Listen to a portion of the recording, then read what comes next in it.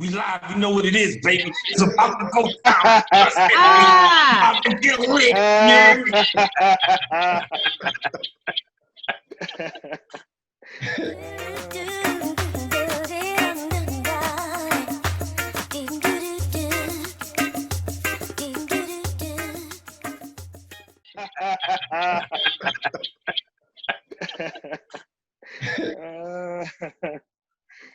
Let me get back official. Let me get back. The topic today is, are Black men being canceled? And it's like, hey, why are we talking about this? Why is this even a discussion? For me personally, it's somebody, you got some noise going on in the background. If you could go ahead and mute that, or fix that. Maybe you're trying to listen at the same time. But why are we even talking about this? And I have to just give a little bit of history on it. I've been, I do a lot on social media. I stay on Facebook, LinkedIn, Instagram. I listen to a lot of topics and I chime in on it. It's COVID time. We got a lot more time on our hand to be on social media. So what really stood out to me was that our Father's Day time, I heard one comment was like, why do we have Father's Day? And then somebody said, well, if we got two moms, why do we need Father's Day? And then I just thought to myself, my God, like, have we gotten to the point where we are bitter about Father's Day? Really? That kind of, it hurts me, because here we are, we're going through, COVID, but then we're also going through riots where we're trying to gain, equality, and we're trying to gain, fair treatment when it comes to the justice system. But then when you get to the point where your own people are like kind of looking to change even Father's Day because we're that, dissatisfied amongst ourselves, it was disturbing to me. It hurts my heart. It hurts my heart to hear Black men say Black women are bitter, or whatever it is they want to say about them. I see different posts where guys get mad and they, call a girl a hoe or something like that. And then on the other side, here we had a different situation with Megan Thee Stallion getting shot in the foot, and or shot, but what was that, like this huge domestic violence type situation where you're putting your hands on the man and the man putting the hands on you. And, I heard a young lady say, I have a deep disdain for Black men. And I said, oh my God, wow. What's got us in this place, and how the hell do we get out of it? So, first of all, I would like to introduce myself to everybody. My name is Gwalla, CEO of Gwalla Music, and also TV host of Believe the Hype on channel 15.8. And I definitely want to introduce you to my book, man. I'm also author, Gwalla Music, Feel the Blood, written by Clifford Gwalla Evans, and it actually tells the true story. So I'd like for all our people watching to take tune to that. Sis, I would love to actually comment on what's going on, because man, you spoke about it prior to this situation briefly. Well, before you get going, I just wanted to give some. Okay, so I want to get personal. I'm gonna get personal. I'm gonna just share something that I know for a fact. When I grew up, like I said, I had two dads. They are two awesome men who, regardless of what their flaws are, little characteristics, they were dutiful in taking care of their kids. And I noticed for myself, what I was told when I was growing up was, I feel sorry for you because these men, it was just this long barrage of, they just don't make them like they used to. And basically Black men ain't shit type of attitude. And then I was also told, just imagine growing up as a 5-year-old girl. I'm just going to give this all to you because you're the men. I grew up and I was told men don't want anything but the split between your legs. So if someone did love me or come at me, I already was like, okay, that's all they want. Number one, that's the one thing. But number two, I didn't even realize that men wanted children, or that they like children, they like raising children, or like having children. So when you're coming at young people and you come with them with these negative mantras and you drill it into them young, we already got a problem. and I'm gonna go ahead and let you talk right after this. But instead of being given a solution, which was, well, you want the right kind of man or the right kind of black man, I was just told that here they are, the bulk of them, that's it. So talking to the girls, just you go ahead and talk. I'll let you talk.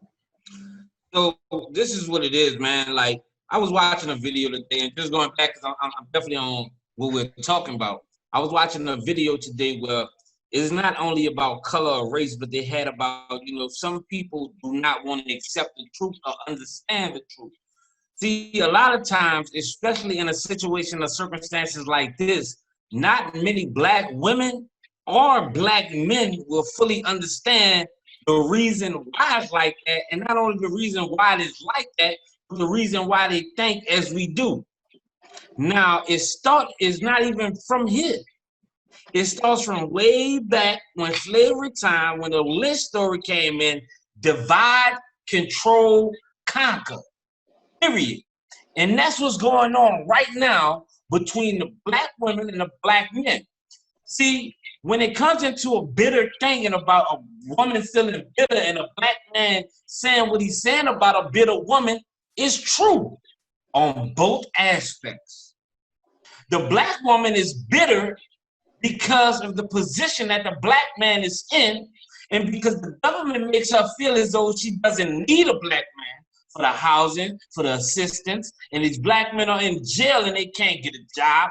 Why wouldn't a woman that's looking for a provider will not be bitter at a man who cannot provide?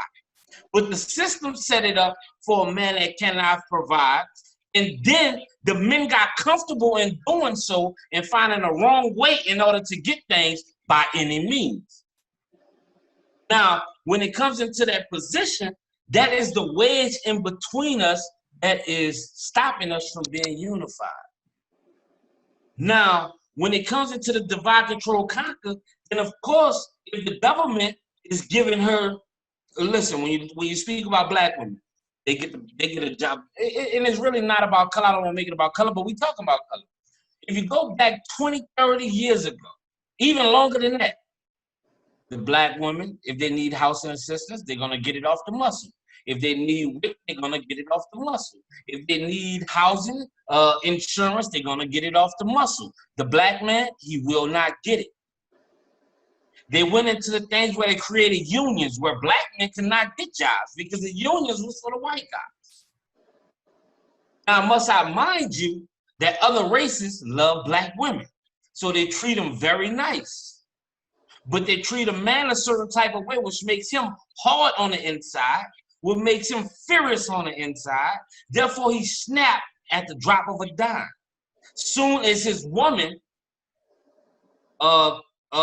conflicts against him.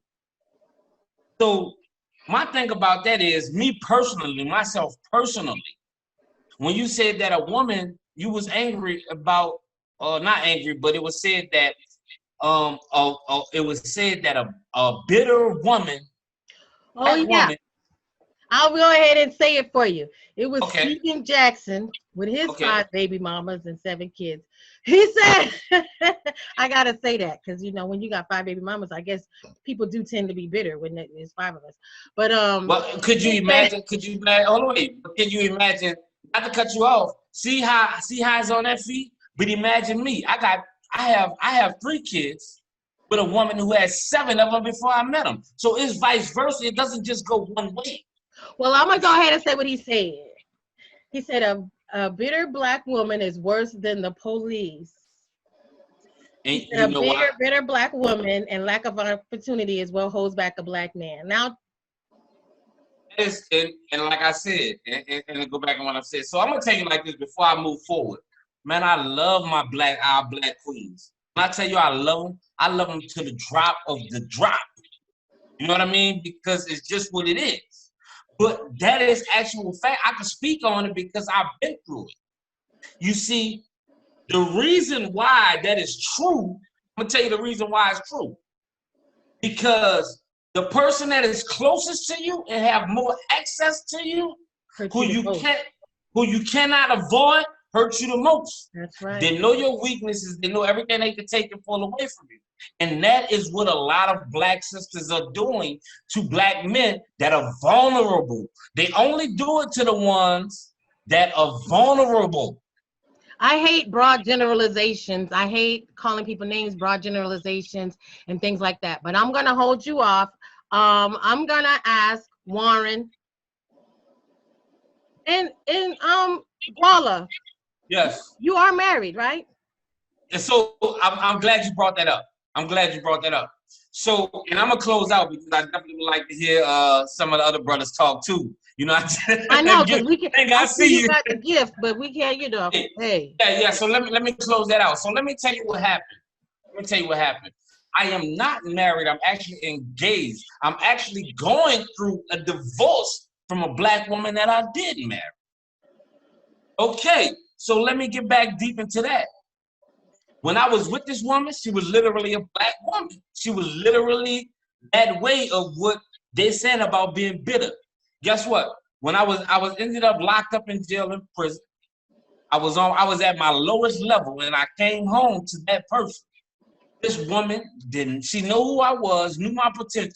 She would not let me find a job. She would not let me use her car to go to an interview. Every bit of money that I had, she wanted to blow it. Every time my money was gone, she wanted to kick me out the house. She pushed me away back to the streets. As you see what I'm doing now, I'm a businessman. I've been pushing for that since. She pushed me back to the streets where I ended up getting shot in the head because I had nowhere else to go. That's what a bitter Black woman can do to a passionate Black man. But it's not saying nothing that's wrong against women because some men do the same thing to our Black sisters. And I'm gonna stop right there. I like the fact that you're saying it goes both ways because I guess when I just hear the term bitter Black woman, I just feel like, it hurts me to hear people calling each other these names. Even just in the last 24 hours, I've been called burly. I've been called bitter, angry Black woman by a person who does not even know me because I speak on different topics. I speak anything that is wrong. I like to speak on it. I represent what is right and I want to speak on it. So anything that has to do with the truth, I like to talk about it. So just because I don't choose to talk on your subject when all the time, I have different beliefs. So for someone to call me burly, bitter Black woman, telling me to get psychological help, you know, that's kind of disturbing. And I don't like sisters being labeled that way because all of us aren't bitter, just like all of you aren't deadbeats. So I'm bitter. And you know what? I'm bitter. You got a beautiful wife. She's not a you know, a beautiful fiance. So let me tell you about that though. And I'm sorry for holding us up though. It's deep. I know, because Warren, you're next. Okay. All right. Listen. So just shortly, right? Let me tell you what it is. So before I went to jail, brothers, I really want y'all to listen to this. And whoever listened, I really want you to listen to this. I went to jail for something bad. It was bad because I was trying to get in the way necessary, right? It wasn't really bad, but it was bad for me being a positive man. I said when my wife hurt me that I was giving up love. I said, you know what? I'm going to try one more time. If I find me a sister who know I got to go sit down for 2.5 years and she do everything that I ask her to do, like write me, put money on the phone and, you know, just jokes me, then I'm going to come home and marry her. Guess what I did? Wow. Guess what I did? I went to 2 Black sisters before then, and they know who I was. They know I was with the Migos. They know I was winning awards. They know my music was popping. But that's what they say. I say, listen, man, I got to go sit down. But if you jokes me for this time, I'm going to come home and I'm going to marry you. You know what they say? One of them say, oh, no, I'm going to wait till you come home. The other one say, oh, no, I can't do that. Guess what? And it was Black, and I liked them. But now I got a Colombiana, you know what I'm saying, Hispanic mix. And she did everything I asked her to do. And that's why I'm with her right now and not gonna leave her. You see what I'm saying? It's about how people was raised and the things that was put in their minds to make them operate accordingly. If you can find a Black queen that'll take you at ground zero, that's the one. Yeah. And she's a beautiful lady. I've talked to her. I mean, I don't look at it. I guess I never looked at it that way. It's like, oh, look what he did. I didn't look at it that way. So Warren, when it comes to, okay, there's slavery, welfare, war. For me, I see a lot of things that have transitioned us to where we are. We've moved away from our positive images, and then we have, all this hip hop booty music affecting us. We got worse than that. We got, Maury, things like Maury and Jerry to try to normalize this negative behavior. Then, when I look at things like the Housewives of Atlanta or Black Ink, I just see the poisoning of our kids to feel this way. It pains me.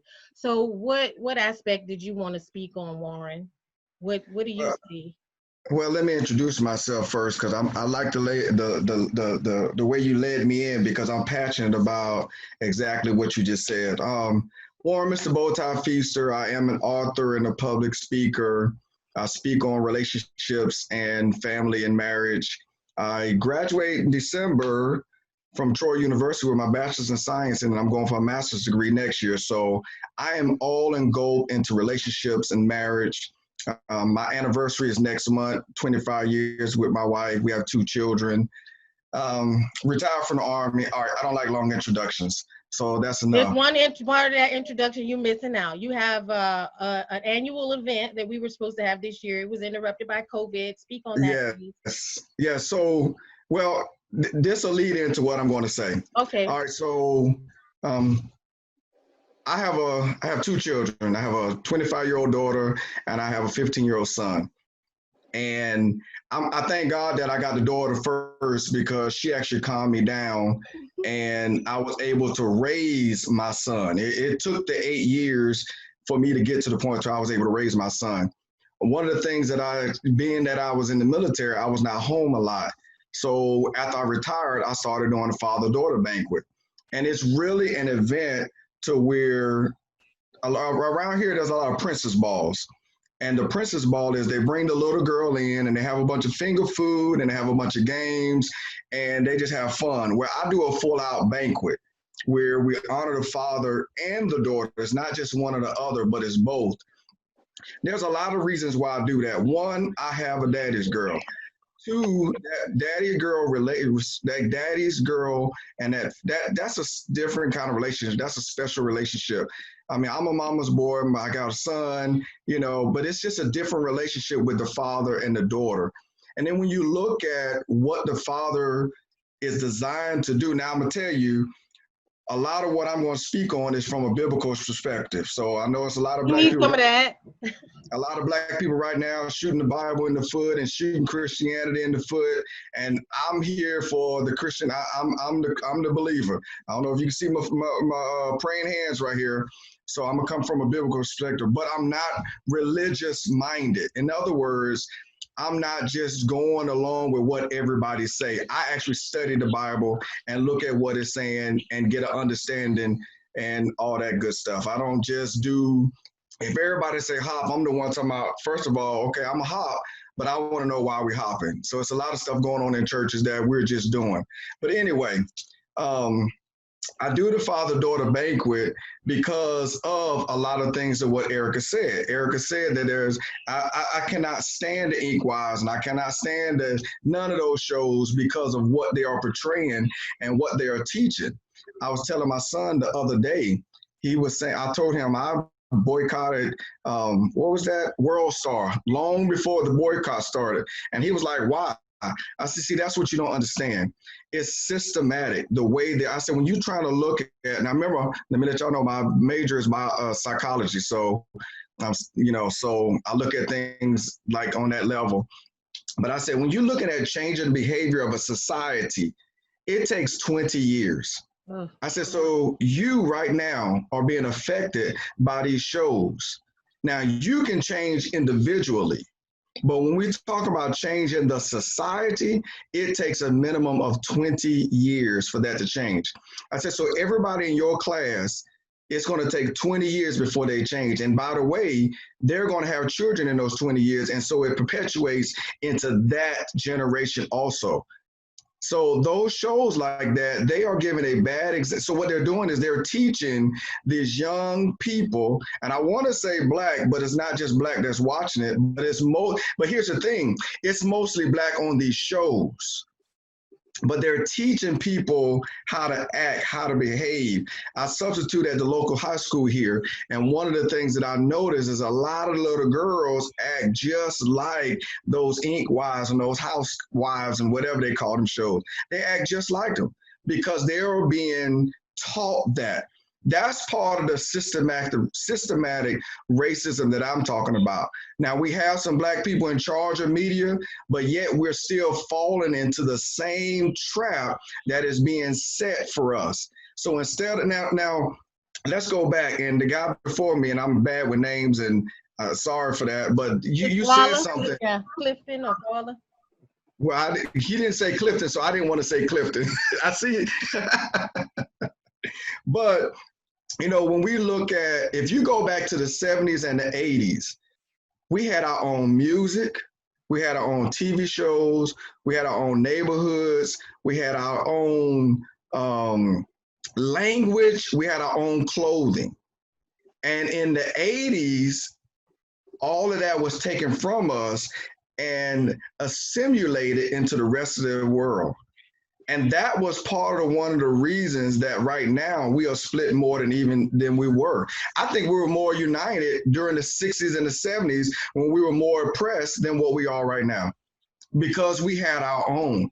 There's a commercial that's out, and I haven't seen it in a while, and the commercial is where there's two white ladies in the grocery store, and all of a sudden they start doing all this like this. You know, the hand clap we used to do when I was a kid. Oh, wow. I was like, I just looked at it and I just turned my head and I was like, they done took our hand claps now. Like, they take everything from us, but they don't want to be us.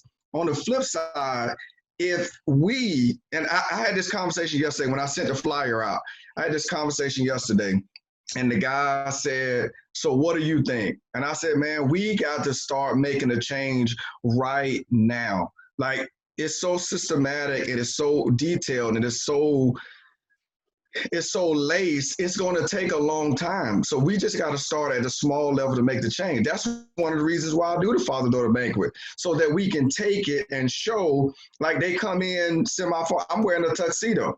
Women, a lot of the girls are wearing gowns because they need to know that you're not a piece of meat. Now, I'm going to tell you, my upbringing, I was not the perfect guy that I am now. I have a couple of people out there that probably talk bad about me, and I've ran through and did some things too. But I knew all that time that I was wrong, and I knew that I should have been treating women a lot better, you know. And so that's why I said I'm glad I got a daughter first, because that was like, okay, now I begin to think, like the thing said, would you want somebody to treat your daughter like this? And I said no. And I remember when my daughter was about a month old, and I was feeding her. It was like 3 o'clock in the morning. It was just me and her. And I looked down at her and I said, she could never meet this man. She could never meet this man. Like, this man that's holding her right now, she could never meet. And so from that point on, I made a conscious decision to change. Like, I wanted, when my daughter got to know who her dad was, I didn't want her to see the image that I was portraying, the image that I was living, the image that I was. I wanted her to see a respectable man. When I go sub at the high school, Fridays is casual day. They wear t-shirts and they wear jeans. I'm still in the bow tie. You know why? Because first of all, how many black teachers are there? Even though I'm just a substitute, how many black teachers are there? Wow. I don't, yeah. You know, and so not only how many black teachers are there out there, I'm Mr. Bowtie, so I'm always dressed nice. I love dressing nice. I ain't gonna say always, but I love dressing nice. But I also want them to see another image. And I'm gonna end with this. There's a guy that I follow. He's a teacher in Louisiana. He said he was gonna be on tonight. He's a teacher in Louisiana, and he dresses like this. He's a teacher. He teaches 5th grade. And he said the same thing. He said, the reason why I do that is because not only do they need to see a positive man, but they need to see a positive black man. And I got a whole lot more to say, but I'm going to go ahead and share the mic. All right, like, I'm gonna go. What you hold say? on, hold on 1 second. So I definitely wanna, and I'm gonna be short and brief. Definitely wanna salute Warren, man. That was definitely amazing. And I just wanna touch on a point. The reason why they take everything that we have is because what we have is far worth more than what they have. It's just like us as people. When we see something nice, we want to go and get it. And that's why they came and took America. That's why they went and took Israel. That's why they take our handshakes, because it's what they want. And we're not just, I feel like, I don't disagree with you, but I want to add this. Back then, we was more oppressed in a different way than we are today. And the reason what makes us more oppressed today is because they're oppressing us financially. And that's what they come to take. They come to stop us from becoming, because once we become financially stable and moving, we will take the power of the things that they have that we are obligated to. Yes. Well, that being said, Clifford, what I notice is, there's some successful businesses out there run by couples. If you even look at the breakdown of BET, when you break up the family, you break it up, divorce them, got the mother mad at the daughter and the son mad at the mother, and the husband and wife, they're actually breaking. Your marriage is a corporation by itself. But when you have a business, you come together, I make sugar and your family make milk, so together we make ice cream. We made both our families stronger. But if I can keep these marriages broken up, how do you, when you're passing down your wealth outside, or you're dissolving it with all these court costs and court fees, I get to, there's another way to destroy you financially. And then also holding back on true financial education. It's not your last. You can stop saying that. My last reply on that, so we can yeah, no, but what I mean, so we can, so we can keep on moving. But listen, it's the same thing like with BET. Blacks don't own BET no more. They only got a percentage. Right after the divorce. So now I'm a be short and brief like you. If we think about where BET started from and where BET is now, that's one of the things. When BET started, even when hip hop started, it was a way for us to educate ourselves through music. In Africa, beats was a thing. So that's how we started hip hop. If you go back to KRS-One, Public Enemy, BDP, all those guys, you go back to listen to them, they were all about education, and then it moved. So when we look at BET in the 80s, man, you did not miss a BET day. Like, you watch BET every day. It's crazy. It's crazy. You should watch BET, because when he sold it, she said, the white lady that bought it, she said, I'm going to keep the integrity of the channel. But she didn't understand. Where's Teen Summit? Teen Summit got me through a lot of stuff. Man, what? We didn't have our rights to put our video somewhere else. So where's video sold? You see what I'm saying? Where are the black movies? I don't watch BET right now because the same 30-minute show is 45 minutes, because you get 3 to 4 minutes of commercials every 5 minutes. In other words, go back to what you said, Clifford. They want our money. And I'm gonna tell you. No, you're not gonna. No, you're gonna hold it. You gotta hold it. All right, cool. I'm gonna go to Lance, because I gotta get Lance on there, and I gotta get K Banger on there. K Banger, you're muted, so I went ahead to Lance first. But right, Lance, I'm gonna go. The Pharaoh of fashion. I'm gonna let you. All right, talk. can you hear me okay? Everything is fine. All right. Both Mr. Evans and Mr. Feaster both made some really good points. And, I guess I'm going to introduce myself briefly also. My name is Lance Stevens, AKA HakatRe, the Pharaoh of fashion here in Orlando, Florida. I guess you could say, for lack of a better word, that I represent a more conservative standpoint, to this discussion. And a whole lot of what I would probably say on this subject with the topic is probably not going to be liked by our people. I grew up in the 60s and 70s, despite how young I might look.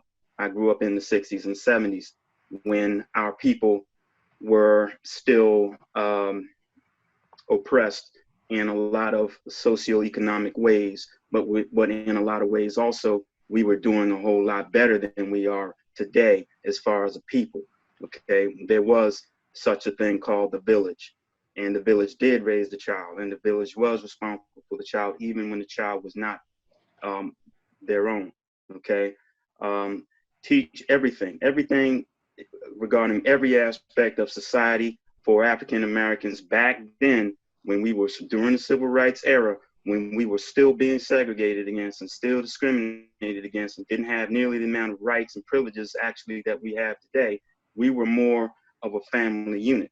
I heard recently a lot of debate on Facebook concerning the fatherless child rate for African Americans back then as opposed to now. Back then in the 60s, fatherless rate was maybe about 25%, and that was appalling back then. Right now, it's about 74, 75%, and nobody's talking about it. Okay, we have a breakdown not just in the African American family, but we have a breakdown in our culture that we're not addressing. Okay, and until we are ready to have that discussion, we really can't get into why we are having a problem with Father's Day and disgruntled sisters having a problem with Father's Day because there's so many fathers absent out of the home. Mr. Evans, Clifford, you were very profound in what you said with it being both ways and going both ways. It does go both ways, bro. Okay, we understand that. But the problem is our culture is not taking responsibility and not holding itself accountable for the messed up things that we are doing. And I'm talking about brothers and sisters. We're not holding ourselves accountable for our part. Our culture is being destroyed right before our eyes. That's why you have a breakdown in the family the way we do. We allow that. Okay, we can go into how systematic racism played its part. Guess what? Systematic racism played its part even worse back when I was a kid. When I was growing up, 4 or 5 years old, I saw families together. I saw men as head holds of families. And when the mom had a job, she was also head of the family. There was an equal unit in the family household. Now you got predominantly sisters raising our kids.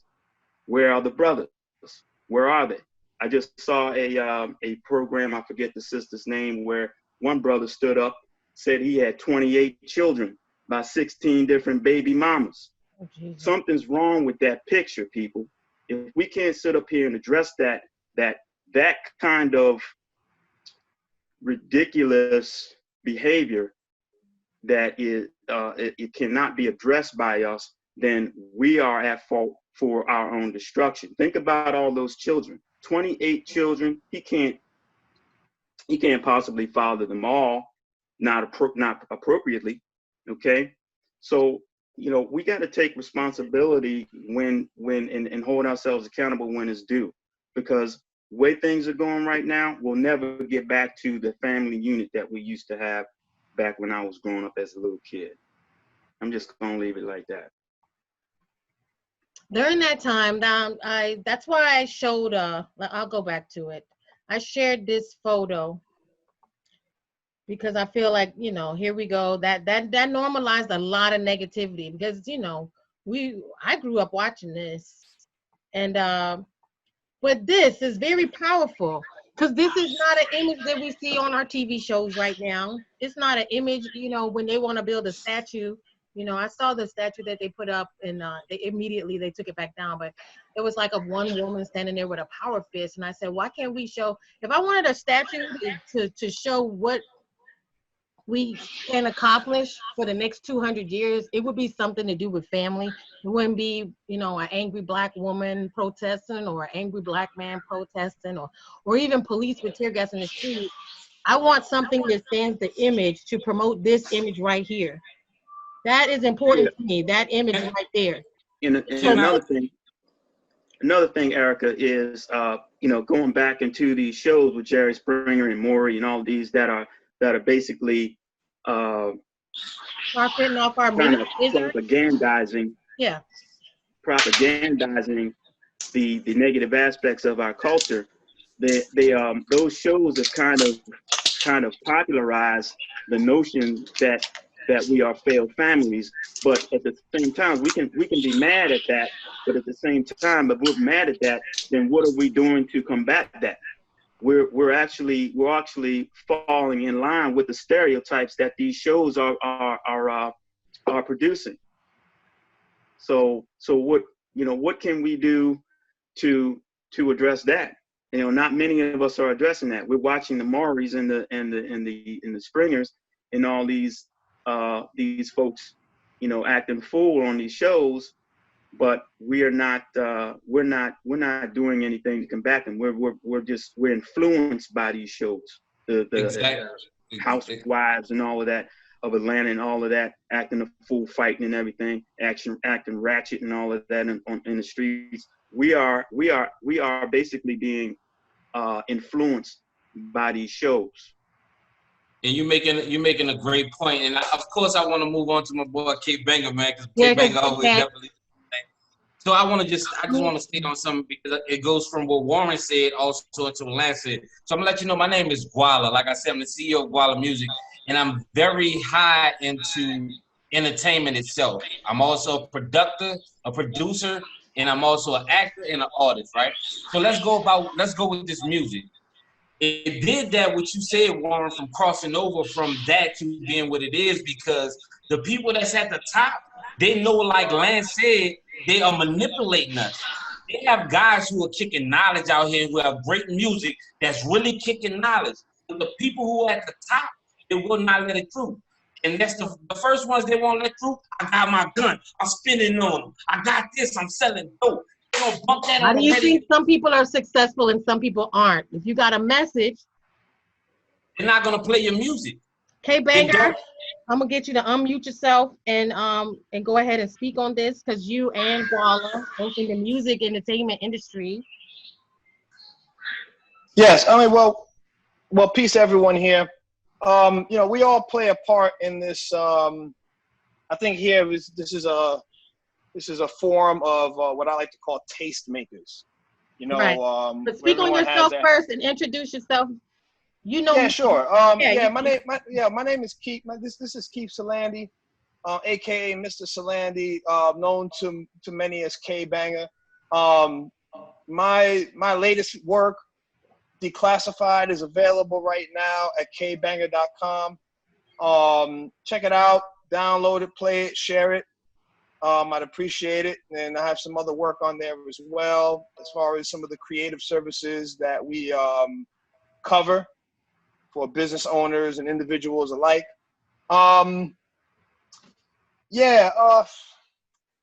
was the question again? Well, he's talking about the fact that when you do have positive music with a message, that they don't play it. It's not played. But Jerry Springer, Maury, that stuff. I mean, oh, wait a minute, what's the song? Hold up, drink, something, drink. Yeah, drink. okay. We got that. Listen. We got that. But hey. Yeah, right. I'm not gonna get too long-winded with this. Yeah. But I'm gonna add a different perspective, add on to what the brothers are saying here and what you're addressing, Erica. A lot of these issues are a reality, but on the flip side, they are also a figment of our imagination. And what is this nation of images coming from? It's coming from audio and it's coming from video. And, the science can back this. Elijah Muhammad taught that the first law of creation is movement. So we are hardwired to frequency, and a lot of us just don't seem to understand how powerful audio and video is to the brain and in the field of neurology. And when folks ask me, what do I think about all this stuff that people are talking about? I'm not trying to be funny or a smarty pants. I'm just saying, you know what? I don't think much about it, brother, because this is not what I choose to see. And if many of us, if most of us would just stop paying Netflix, stop paying these people, pool the money, change what we're watching, change what we're listening to. All the proof is there, then you'll see that the reality of your world might be a little different. Now, do bad things happen to good people? Yeah, sure. I know about the oppression. We know about the oppression. We know about the slavery. All right. We know about the theology. We know that there's theologists that would say that God designed this for only a short period of time to create what some would refer to as the kingdom of God. This is so many parts to it. But at the end of the day, I think our people need to separate ourselves from these images and from these subject matters and focus on spending more of that time on personal development, of studying the history, the greatness of our history, and then the pitfalls as well, to get a better understanding so that we can make better personal choices.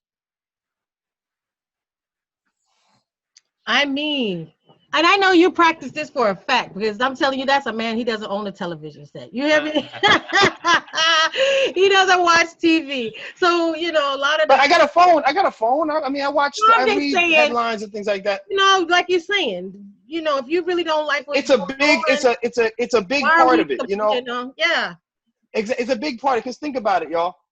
A lot of what we were promised has been given.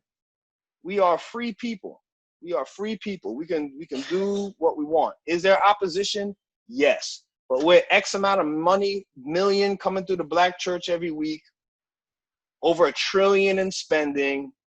If Black America was its own nation, we'd have more money than Mexico.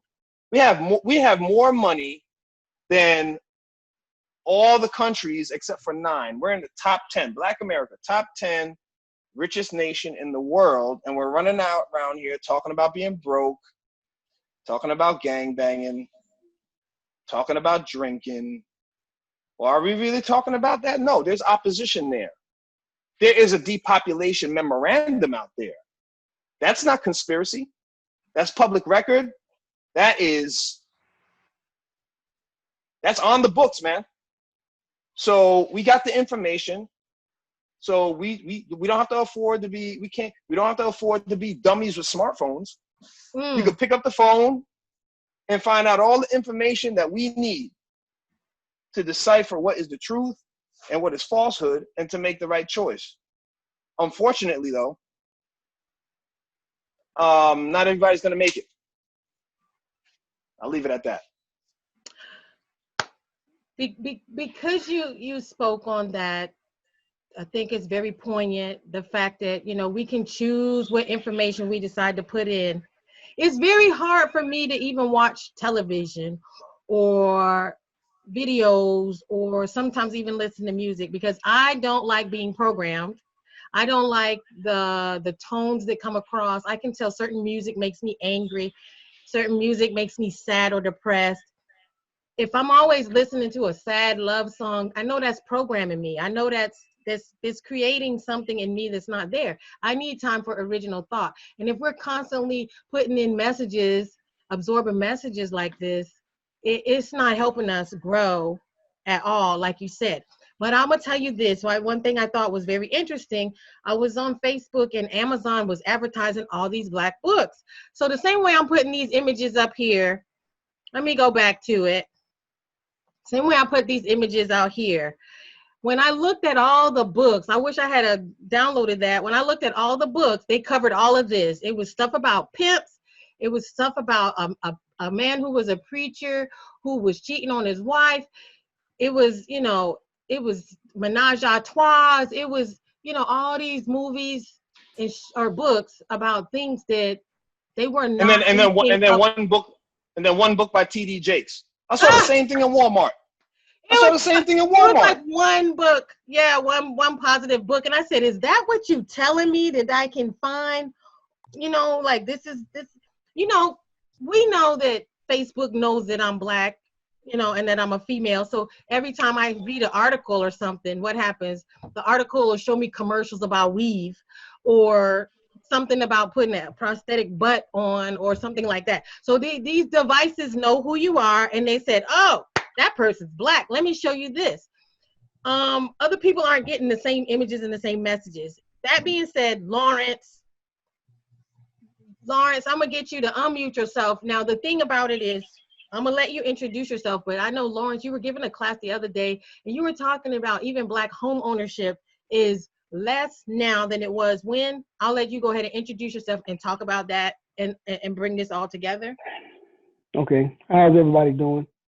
Lawrence Martin. I'm a mortgage broker here in Orlando, Florida, and I'm also author of the book Who Gives a FICO. So Great book, dealing with guys. mortgages. Thank you, Erica. Dealing with credit and dealing with mortgages. You know, I see some of the common issues, and it's very simple to fix home ownership in the Black community, and it really boils down to family, 2-income households. That's where you fix the affordable housing problem, guys. When I tell you, like, and I deal with all different races, Hispanics, they will put grandma on the loan to get the loan done. When you got a single mother who is trying to get a loan in this market, especially here in Central Florida, I don't know where everybody is from, but in this market, you're trying to get a home. You know, you got one person on the loan, one income. That's an issue. So in reality, one of the key areas in which we could, you know, help our community is 2-income households. And it all goes back to family, mom and dad. By the time a man gets to be 25, 30, he's already probably on child support in our community. Listen, let me tell you guys something. And just to give a little bit of my background, my mom got pregnant at 14. She had a baby at 15. The thing that she preached in our home was, listen, do not have a baby before you get married, okay? None of my siblings did, by the grace of God, right? We were able to, you know, secure property, multiple properties. We were able to get college degrees, all of that, right? Because that was, that was taught in our family, even though my mom, she wanted to break the generational curse. And I was telling my mom, I say, now, you notice, like, there are a lot of mothers out there that went through that, they did that, they're having parties for their babies when they have babies. They're not telling them, listen, you don't need to have a baby out of wedlock. You don't need to, you know, have babies with a man that's not going to be man enough to take care of your family. So I know we're talking about finances, but at the same time, it all points back to that fundamental issue of, you know, men being men and you know, taking care of their family. You know, that was a mantra in my household. That was a thing that my grandfather, because he didn't have a father, so he was like, listen, I'm sticking with this woman through hell or high water. I'm going to raise this family. And that was the thing that he passed down to us.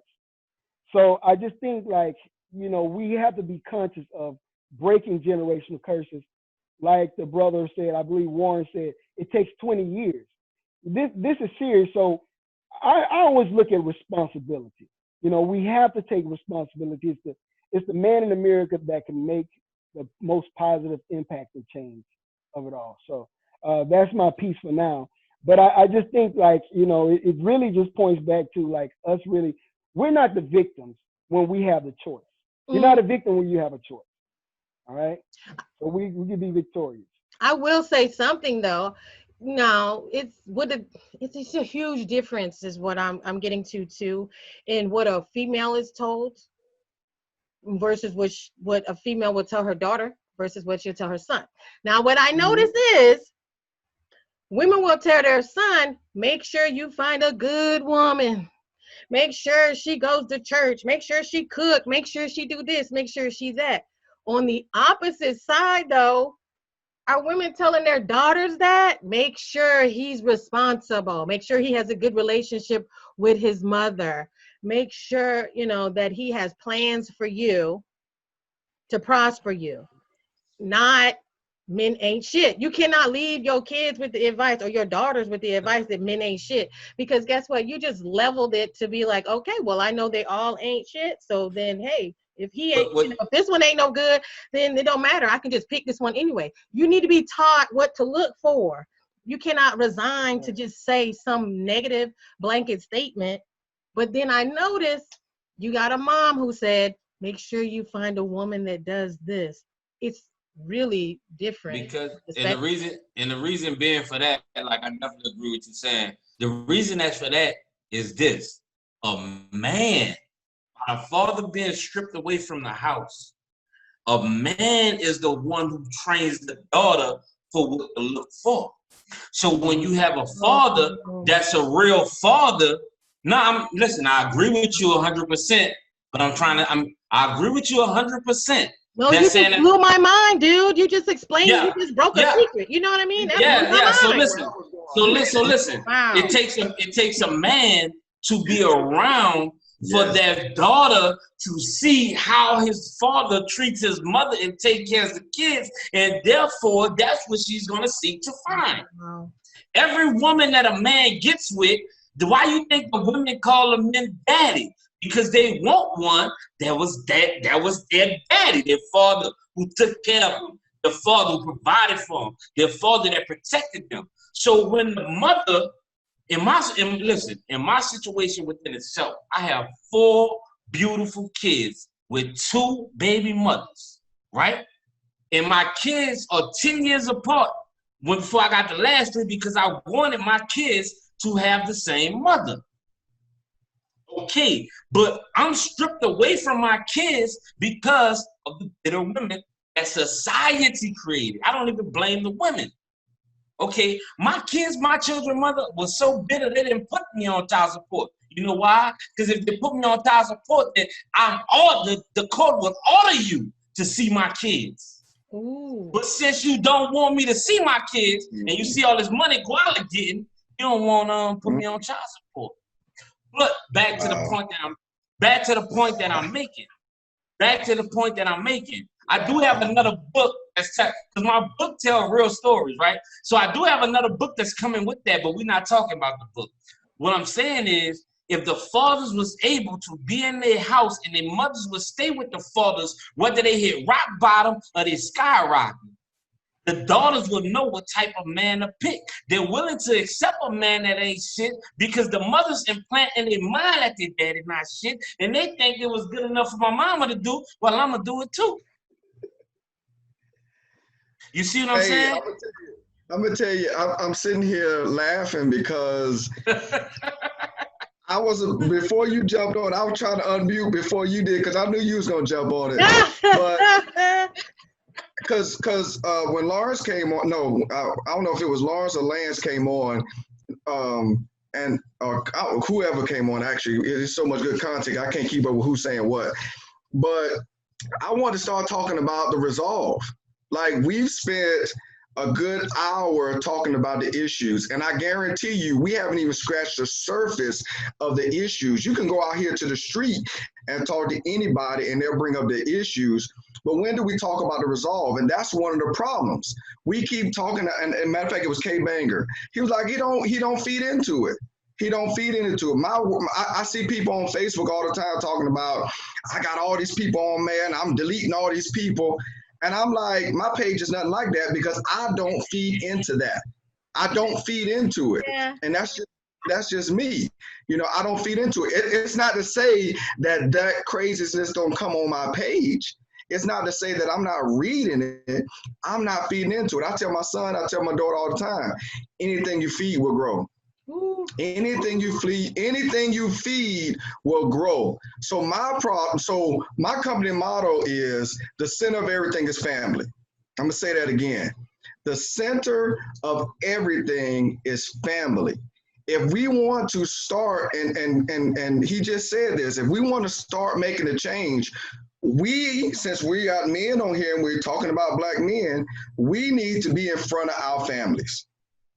We need to show our daughters, we need to show our fathers. Now, if the courts are involved, if the wife is involved, if the baby mama involved, you can still be the image so that when they do see you, they see the image that, because at the end of the day, psychology shows it, the Bible shows it, the girl, the woman, the child she is going to look for her father. She's going to look for her father. The son is going to look for his mother. So if we're not given the image that we want our daughters, that's why I said, when I looked at my daughter when she was about a month old, I said, she cannot meet this man, because I didn't want her to meet that man. Even to this day, the type of men that she's around is a nice caliber, because I became the image that I wanted her to look for. I became the standard. So if we want to start talking about fixing everything, it starts at the family. It starts with, and Eric, I'm gonna be honest, when we talked the last time and you told me about the mission for Black Lives Matter, my stomach turned upside down, because there was nothing in there saying about the nucleus family, about the father and the mother. I was scared to bring it up today because I don't want to start no drama. But you know that it does not say the word father. They don't say the word father, and they don't say the word dad, and I'm going to leave at that. And if anybody wants to go look it up, they can go look it up. But in the description, it does not describe fatherhood or having a dad, and that's all I'm going to say. We got to get in. Oh, no. I got to get in. But I'm going to say this. Let me say this, though, because he talked about fixing things and how do you fix it. The reason I even have you here, why, Warren? Because you had what? The father-daughter what? The father-daughter banquet. Okay, beneath us, you guys can see Harrison Spencer has an organization called Father Figures. Now, what I saw also was a young lady said, we're in our 40s and, we're getting ourselves established as business owners and so on and so on. Do you even talk to people that are 20 years old? If they're not your kids and they're not really in your family, even with your own nieces and nephews, how much time you spend with your nieces and nephews? But are we reaching back? Because there's some parents or some kids out here who had parents, but they haven't been groomed or molded or influenced in this way. I felt it was important to reach back. So when I saw that girl, the young lady she said, I have a deep disdain for Black men. And it broke my heart. Mm-hmm. Well, I reached out to her to befriend her. And I'm going to let you say it, Lance. I'm going to let you say it. But finishing what he said was, all right. I realized, you know what? I have my one son, but that doesn't mean that has to be my only child. That doesn't have to be my only child. I could reach out. And I know K-Banger does it because he's helped a young man that was homeless. I've seen him that. He's helped other musicians. Like, young blood, come on, get on here with this music. Let's do something. Let Lance get in there. Let Lance get in here. I want to hear it. Because I know we can't. Yeah, I want to hear it. I want to hear this. Okay. Erica, if you get into the true reasons as to why that sister said she has a deep disdain for Black men, I can guarantee, I can almost put money on it, that it has something to do with her interactions with either her father or the male relatives in her house, either in her household or who were affiliated with her. I'll go ahead and speak for you, and I'll let you know. I'll go ahead. No sister is going to just come out. I spoke to her. Say anything. What did she say? Number one, she had the same issue that I did, because a lot of people talk business that they shouldn't be talking in front of kids. Or you have this problem with your man, which I know it. I don't believe that talk. Oh, I don't believe none of that talk. Hold on. I don't believe it. Nope. I don't hear it. In one ear, hey. Well, in one ear, mute yourself. Out the other. Mute yourself then. Mute yourself. You out. Move. Go. I want to hear this, Erica. I'm going to go ahead and tell you the story. Because I agree with Nah, don't pay them no mind, man. They're talking a bunch of. I'm not even going to say. Trust me. The right chocolate brother come around there. It's going down. No, it's going down. It's not that solicit. It's not that. Right chocolate brother come through. It's going down. Okay. I'm gonna do the backhand bounce. I respect you. Please, anyway, I respect you. I love you. This is it. She said that when she